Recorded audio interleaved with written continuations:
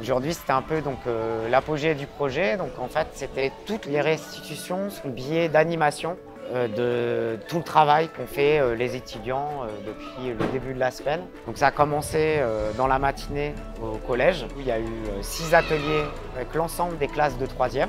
J'ai fait une animation sur les déchets et donc dans un premier temps pour l'animation, on a travaillé sur le temps de dégradation des objets quand on les jette dans la nature. Et dans un second temps, on avait réalisé une base en carton sur laquelle après ils sont venus mettre des déchets qu'on avait récoltés.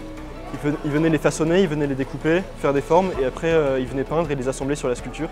Et donc à la fin on a obtenu un monstre de plastique. Et le but c'était de valoriser les déchets par rapport à l'art.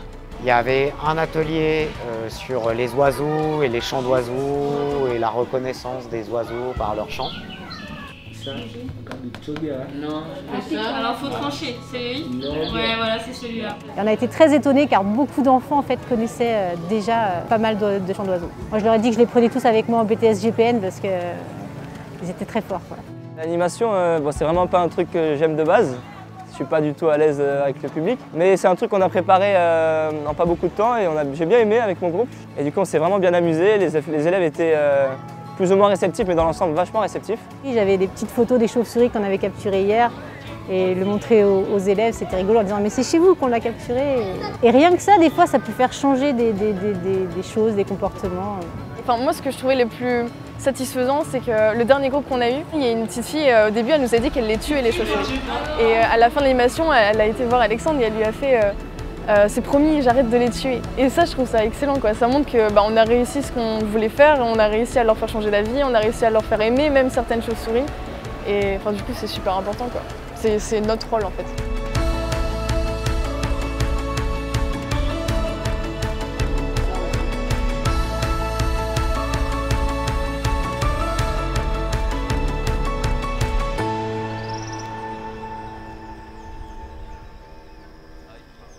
L'animation, c'était très intéressant. Encore une fois, j'étais sur la grande faune.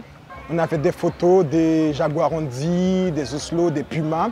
Donc, c'était des jeux très intéressants et j'ai remarqué que les enfants ont beaucoup aimé parce que du coup, quand on leur parle des jaguars et on les fait écouter leurs cris,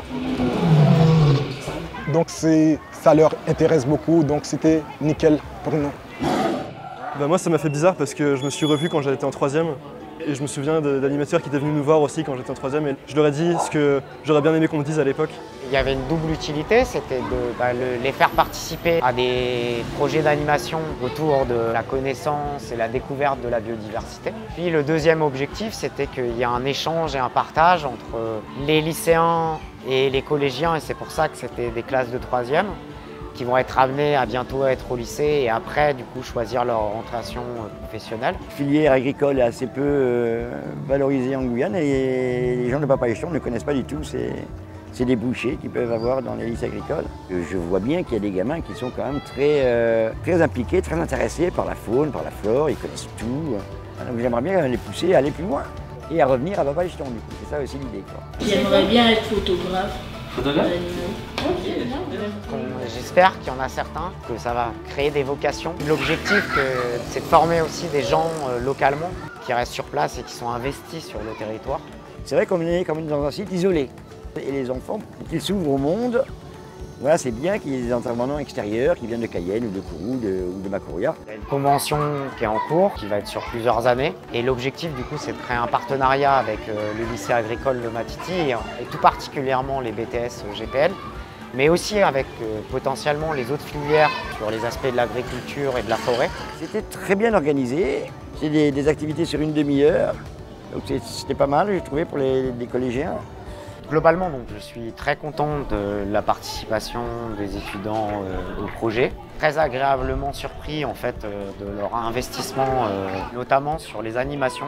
Donc ça, c'est de l'organisation d'animation. C'est pas le plus simple. Et du coup, ils se sont très bien débrouillés. Je suis sûre que ceux qui l'ont fait, ils sauront le refaire demain dans le monde du travail. Je suis assez fier de ce qu'on a fait. On aurait pu faire mieux, mais je suis fier de ce qu'on a fait. Et cet après-midi, c'est donc toujours des animations, mais des animations pour le grand public. Et il y en a qu'on a vu ce matin qui sont revenus pour refaire l'animation. Et ils ont posé d'autres questions, ils étaient plus ouverts parce que c'était un plus petit comité, du coup c'était super sympa. Ils ont ramené des copains, enfin je pense qu'ils ont bien aimé. Voilà, et qui se terminera par un barbecue offert par la classe de BTS GPL. L'accueil au collège a été juste exceptionnel.